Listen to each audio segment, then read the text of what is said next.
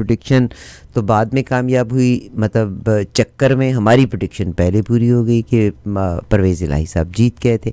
मगर आज जो ये ख़बर ARY पे ब्रेकिंग न्यूज़ आई है जिसमें चौधरी शुजात साहब ने फरमाया है कि भाई मैंने तो कोई ख़त लिखा ही नहीं, वल्लाह अलम बिस्सवाब, कि अगर आपने ही ख़त नहीं लिखा तो भाई फिर ये ख़त आया कहाँ से। और पाकिस्तान तो बड़ी फेमस जगह है, यहाँ पे ख़तों पे ख़त आते हैं, कभी दुबई से ख़त आ जाता है, कभी नहीं कतरी शहज़ादे का ख़त आ जाता है, कभी अमेरिकन गवर्नमेंट का ख़त आ जाता है, और अब चौधरी शुजात साहब का ख़त, जिससे चौधरी शुजात साहब ने इनकार कर दिया कि तसव्वुर भी नहीं कर सकता कि मैं परवेज़ इलाही के ख़िलाफ़ कोई ख़त लिखूँगा। And I don't know from where this letter came from. I have a wonderful person. इनके वालिद साहब ने पाकिस्तान बनने की मुहिम में साथ लिया, और ये मेरा ख़्याल इनकी बहुत बड़ी स्ट्रेंथ है, जिस गोद में वो पले हैं। मोहब्बत के जज्बे से हमारी सराउंडिंग हमें सिखाया करती होती है, तो वो इंसान की ज़ात का हिस्सा बन जाती हैं मोहब्बतें। तो आर्मी में थे, ब्रिटिश आर्मी में सर्व किया, पाकिस्तान आर्मी में तशरीफ़ लेके आए, उसके बाद यहाँ आके बड़ा एक्टिव वाइटल रोल प्ले किया। बेटा आर्मी में जाता है, बेटा आर्मी को छोड़ता है, और फिर उसके बाद आज भी वो पाकिस्तान की मोहब्बत से सरशार हैं। मुख्तलिफ़ लोगों की मोहब्बत का इजहार मुख्तलिफ होता है। कुछ मेरे जैसे कमज़ोर लोग होते हैं, और कुछ ये होते हैं कि तेज़ व तुंद हवाओं के सामने सीना तान के खड़े हो जाते हैं। I think he is one of those. Haider Mehdi साहब मेरे साथ। सर अस्सलाम वालेकुम, कैसे हैं आप? जी सलाम, कैसी है? Always good, always good, always good sir, always good. Haider Mehdi साहब, कल हमारी बात हुई थी, कुछ आपने प्रोडिक्शंस की थी। इमरान खान साहब के एक एड्रेस को हम इंतज़ार कर रहे थे, मैं दोबारा न्यूज़ देख नहीं सकी लेटेस्ट के उनका एड्रेस, या उन्होंने वो जो स्पीच करना थी वही कि ना हुई। पर ऑल ऑफ सडन मज़ारी साहब का क्या हो गया। और अभी अगर आप ARY को वॉच करें तो this is a breaking news going on वहाँ, जहाँ जनाब चौधरी शुजात साहब ने कहा मैं तो कोई ख़त लिखा ही नहीं। क्या हो गया कि all of sudden article 63A, जिसके मुताबिक अभी जनाब अज़हर सिद्दीक साहब भी हमारे साथ थे, कि पार्टी लीडर नहीं, जो पाली अमूर का लीडर है वो लेटर ज़रूर लिख सकता है या वो इंटरवीन कर सकता है, नॉट द पार्टी लीडर। और 10 वोट इन्होंने कहा कि चले जाएं। मैं कहती हूँ कहीं पे जागीरदार आम आदमी की सोच को दबा रहा है, कहीं पीर फ़कीर और ये जो गद्दी नशीन है ये न तालीम लेने देते हैं, कहीं बड़े बड़े जो ये जो अड्डे हैं, ये ब्रिक क्या कहते हैं इसको, ब्रिक के जो बनती हैं जहाँ पे भट्टे वाले, यानी नस्लों को उन्होंने ग़ुलाम कर लिया वह कर्जा लेके, और अब ये रईस कसर सियासतदानों ने पूरी कर दी है। So what do you say whatever happened in Pakistan today? जी शुक्रिया Arfa, thank you very much, बहुत शुक्रिया आपका। अच्छा अरफा, पहले तो मैं ना पाकिस्तानी कौम को मुबारकबाद देना चाहता हूँ, और आप बड़ी हैरान होंगी कि मैं मुबारकबाद क्यों दे रहा हूँ। मैं मुबारकबाद इसलिए दे रहा हूँ कि ये पाकिस्तान के लिए बहुत अच्छा हुआ कि आज इस किस्म की हरकत हुई। इस हरकत की वजह से, जिसको कहते हैं ना, it is the beginning of the end.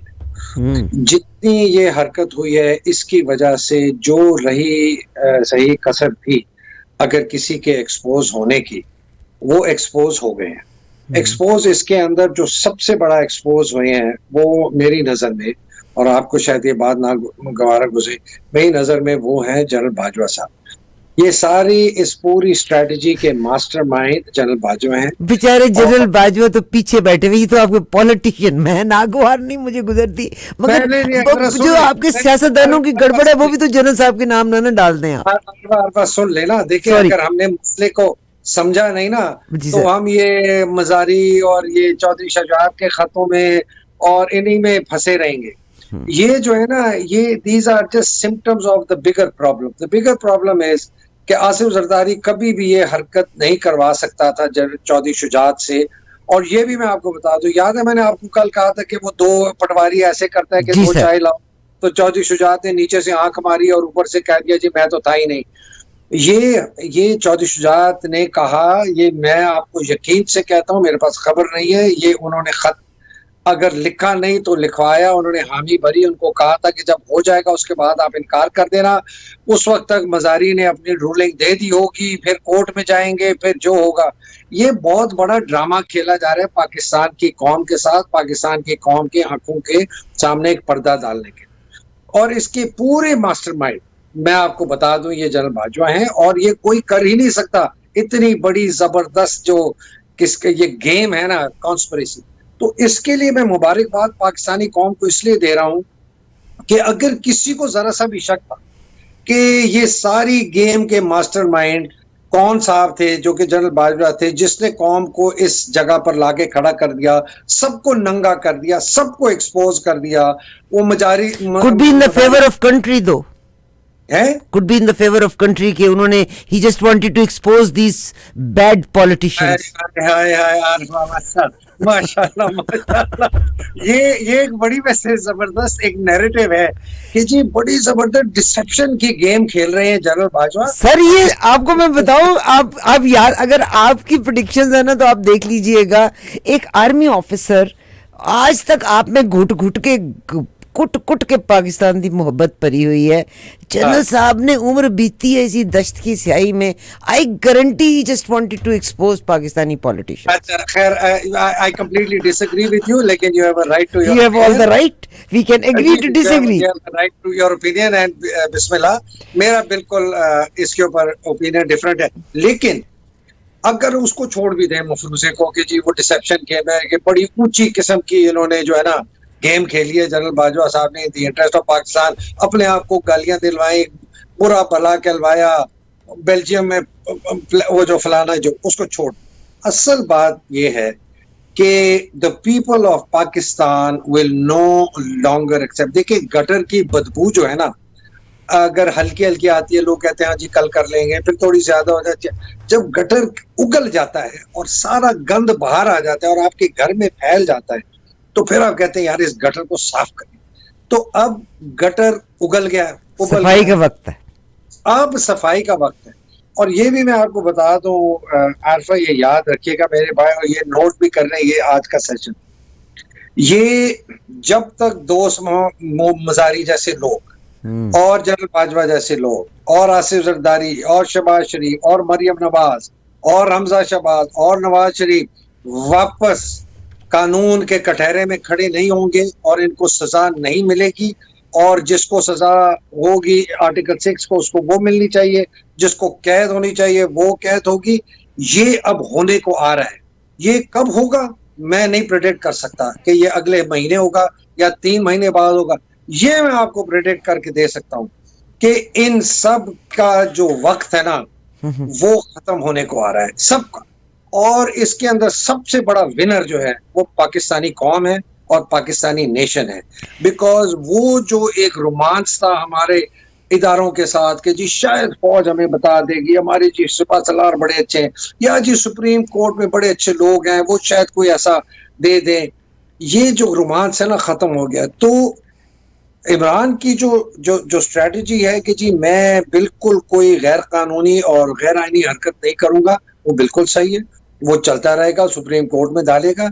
लेकिन जो फ्रेजिलिटी है सिस्टम की वो इतनी ज्यादा क्रैक हो गई है, और आज के इससे जो मैंने कल आपको कहा था कि इसके बहुत हॉरिफिक कॉन्सिक्वेंसेस होंगे।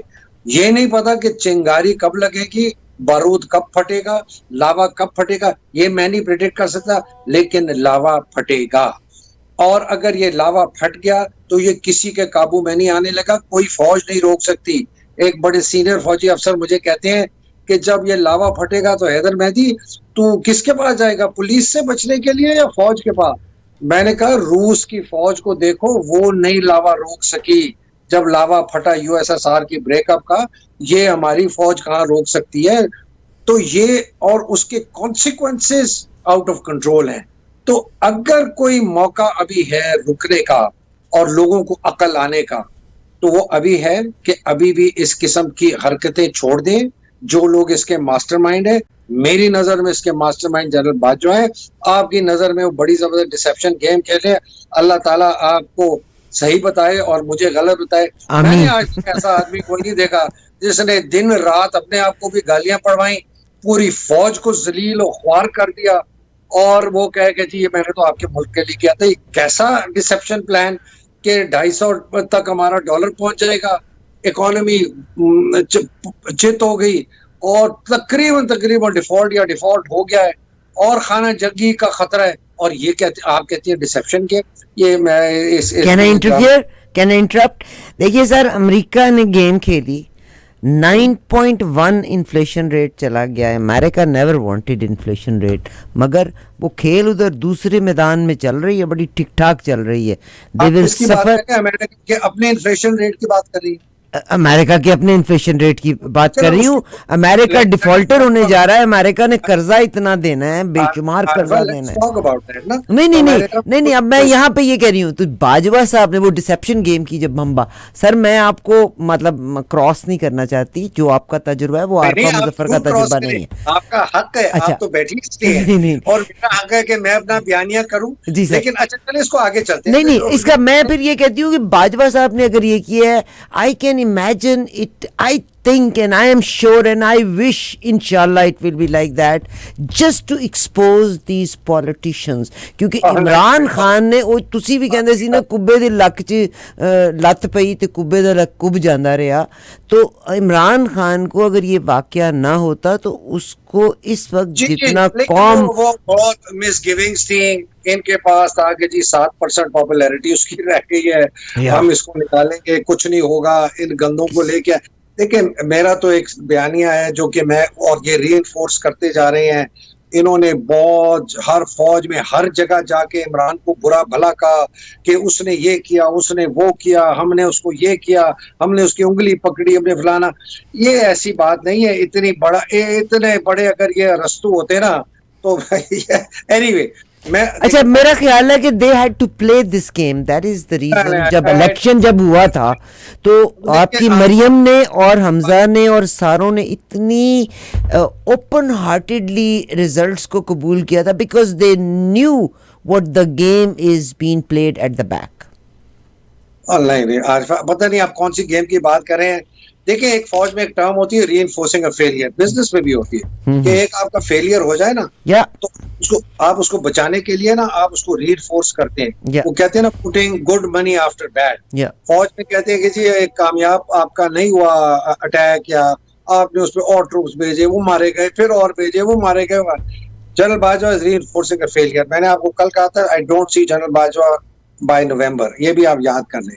जी सर, नवंबर में बहुत बड़ा चेंज आ रहा है।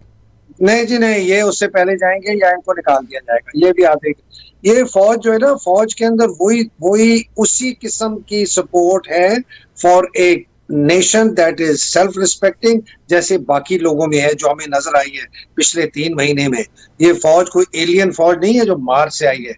हाँ ये जरूर है कि इसके अंदर अभी तक कुछ जरासीम कॉलोनियल फौज के हैं कि वो एक सिपह सलार की बात के खिलाफ नहीं जाते, और जाना भी नहीं चाहिए। मेरे ख्याल में जब ये इस फौज को रिफॉर्म करेंगे, इसका command and control structure reform होगा, इसके अंदर प्रमोशन ट्रांसफर्स की जो पूरी इस्लाहात होंगी, तो अच्छे अफसर ऊपर आएंगे, अच्छे जर्नैल बनेंगे, अच्छे सिपह सलार बनेंगे, जो कभी सोच भी नहीं सकते कि हम मुल्क का तख्ता उल्टे और इस किस्म की गेम्स खेलें।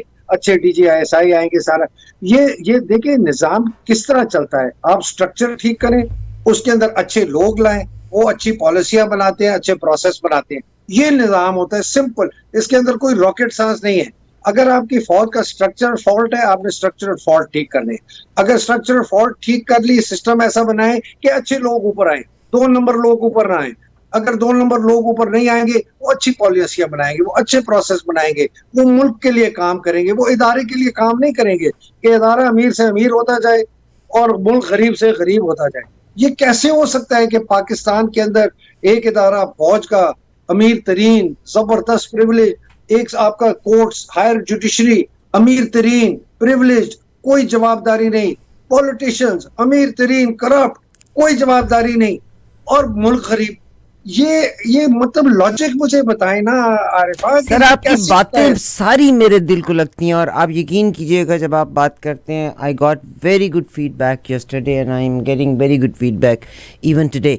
मेरा एक आपसे सवाल है, और मैं क्योंकि पॉलिटिशियंस न सिर्फ पाकिस्तान बल्कि दुनिया के पॉलिटिशियंस को समझने की कोशिश करती हूँ, मुश्किल है मेरे लिए, बड़ा मुश्किल है सर। जब हम एक बात करते हैं इमरान नवाज शरीफ को, बल्कि चौधरी इसहाक डार साहब से तो बरतानिया के एक बड़े जर्नलिस्ट ने ये सवाल भी कर लिया कि तुम्हें भी तो कई दफ़ा आर्मी ने सपोर्ट किया था, फिर तुमने आर्मी का कहा नहीं माना तो तुमको निकाल दिया। अब जब इमरान खान को सपोर्ट किया तो तुम इस्टेब्लिशमेंट की रट लगा के बैठे हुए हो। 3.5 के बाद उनको निकाल के अगर अब तुम इक़्तिदार में आए हो तो तुम्हें फिर फ़ौज ने ही सपोर्ट किया। ये क्या बात है कि जब इमरान खान साहब को भी उन्होंने अंधा एतमाद नहीं दिया था, 116 के ऊपर आके रोक दिया था, ब्रेकें मार दी थी, हालांकि इसको वाज़ेह अक्सरियत भी दे सकती थी, फिर तो इसने खुदा हो जाना था इमरान खान ने। मगर तब तक से लेके अब तक बेचारी ऑपोजिशन रोती रही कि सिलेक्टेड सिलेक्टेड सिलेक्टेड सिलेक्टेड। अब जब आपस में टस्सर चली और फ़ौज ने फिर अंगड़ाई ली और मामला बदल दिया बकौल आपके और बकौल और बहुत से लोगों के, तो ठीक है भाई, लेके आए थे फिर निकाल भी दिया, तुमने कहा नहीं माना तुमको निकाल दिया, और अब अगली हुकूमत को ले आए, अगली हुकूमत नहीं कहा मानेगी तो उनको भी निकाल देंगे। तो do you think the country will suffer this way? They are absolutely trying. Arifa percent, अगर आपने फौज का कमांड एंड कंट्रोल स्ट्रक्चर नहीं चेंज किया, आपने आर्मी चीफ की unbridled unaccountable absolute supreme powers को नहीं कंट्रोल किया, ये ड्रामा आज से क्या क़यामत तक चलेगा, या जब तक पाकिस्तान कायम रहेगा। ये पाकिस्तान को डुबो देगा ये आर्मी तो चीफ। बिल्ली के गले में घंटी कौन बांधेगा?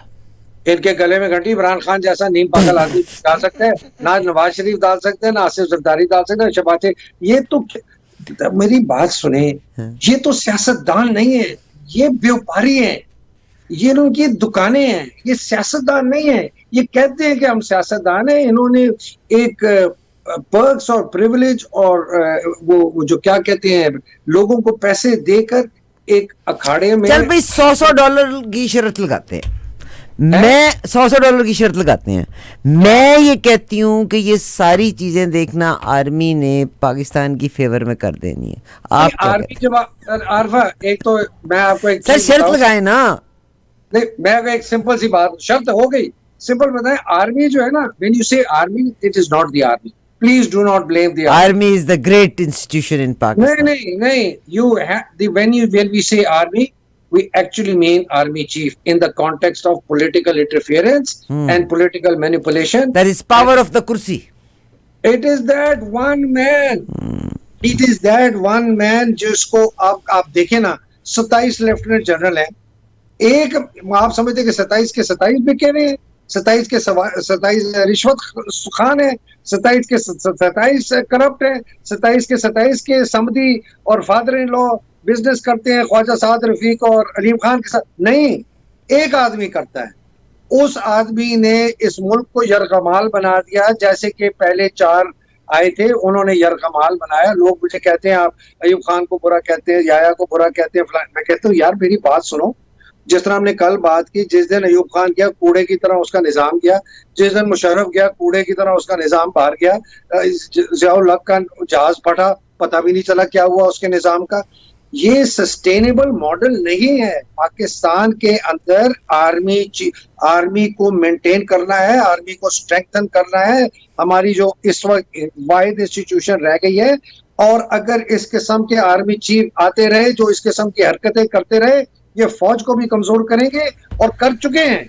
लास्ट बात जो मैं आपसे करना चाहती हूँ, मैं आप यकीन कीजिए कल जितने लोगों ने आपके बारे में जो लफ्ज़ कहे, और आफ्टर आपके वालिद साहब के लेटर के बाद, and we are definitely requesting you to a program कि जिस गोद में, जिस घराने में आपने परवरिश पाई पाकिस्तान के बनने की जद्दोजहद से लेके, और मुझे यकीन है कि रिपीटेडली आपके घर में वो कहानियाँ रिपीट होती होंगी और बच्चों पे उसका असर पड़ता है और इंसान के बिहेवियर का एक हिस्सा बन जाती हैं।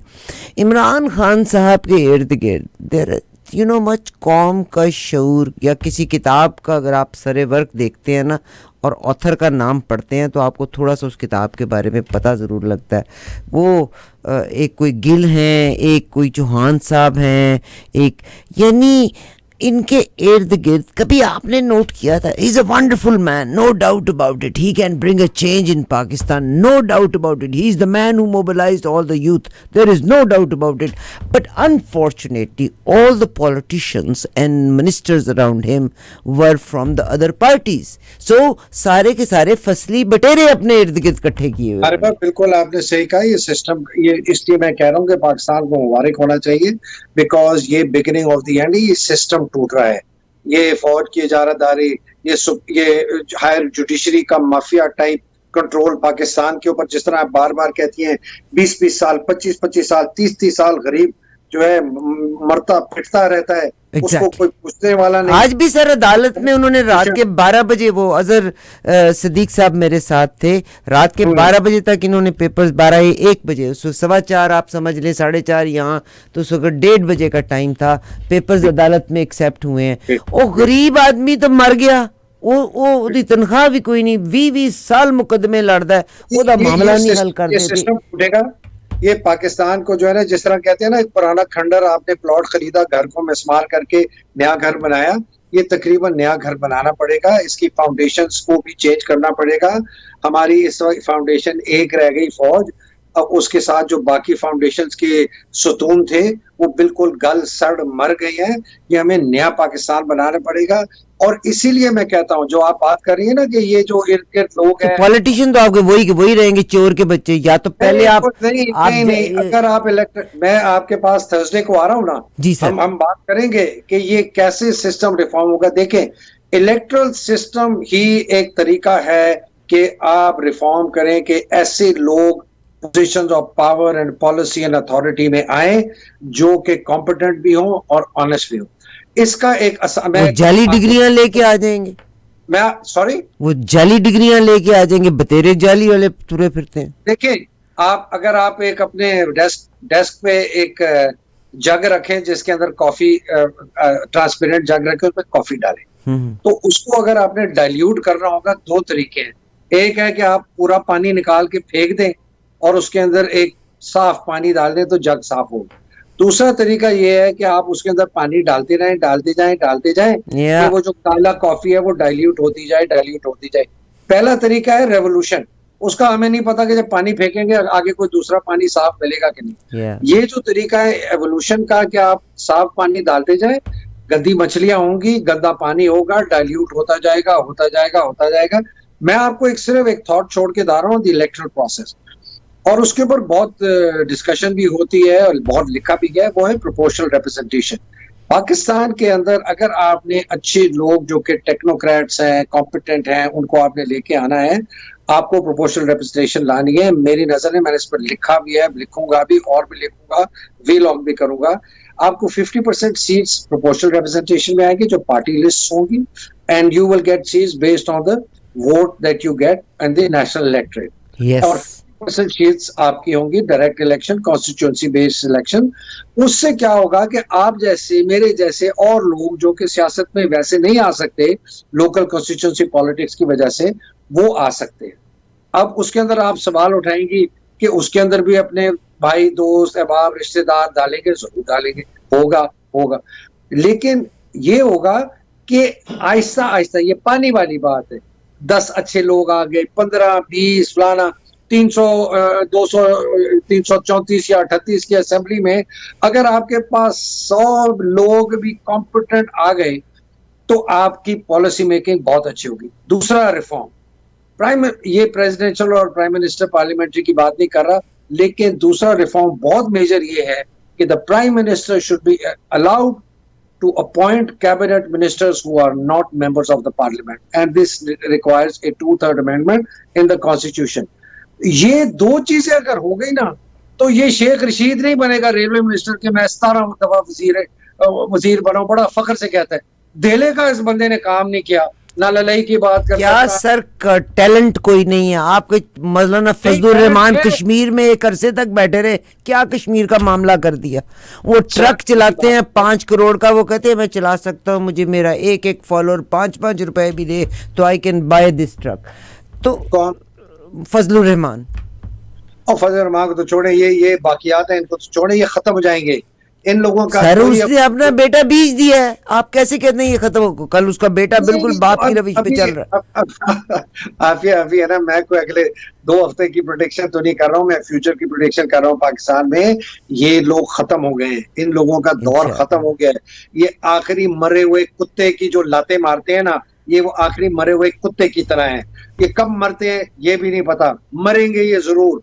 पाकिस्तान इनसे निजात हासिल करेगा, पाकिस्तान के लोग उनको निकालेंगे।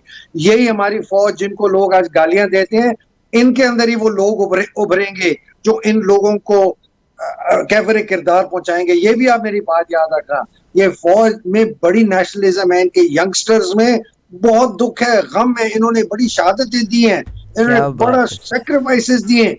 ये चंद 4-8-6-4-10 जर्नैलों ने जो कब्जा किया हुआ है आपकी पूरी अंगीठी के ऊपर और उसके जो भी पकड़ है, ये नहीं चल सकता।